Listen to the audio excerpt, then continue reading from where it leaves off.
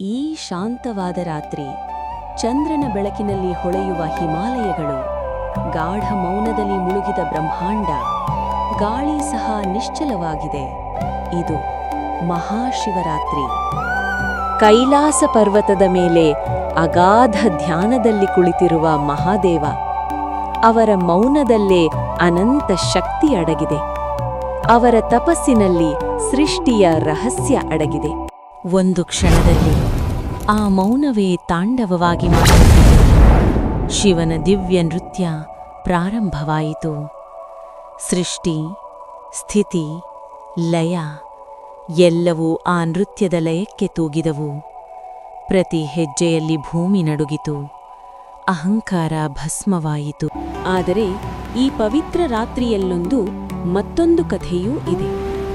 ಭಕ್ತಿಯ ಪರಾಕಾಷ್ಠೆಯ ಕಥೆ, ಪಾರ್ವತೀದೇವಿಯ ತಪಸ್ಸಿನ ಕಥೆ. ಬಿಸಿಲಿನಲ್ಲಿ, ಮಳೆಯಲ್ಲಿ, ಹಿಮದಲ್ಲಿ ಅವರು ಶಿವನಿಗಾಗಿ ಕಠಿಣ ತಪಸ್ಸು ಮಾಡಿದರು.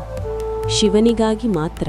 ಆ ಭಕ್ತಿಗೆ ಮಾರು ಹೋದ ಮಹಾದೇವ ಈ ಮಹಾರಾತ್ರಿಯಲ್ಲಿ ಪಾರ್ವತಿಯನ್ನು ವರಿಸಿದರು. ಆ ಕ್ಷಣದಲ್ಲಿ ಶಕ್ತಿ ಮತ್ತು ಶಿವ ಒಂದಾದವು. ಭಕ್ತಿ ಮತ್ತು ಪರಮಾತ್ಮ ಒಂದಾದವು. ಅದು ದಿವ್ಯ ಏಕತೆಯ ಸಂಕೇತವಾಯಿತು.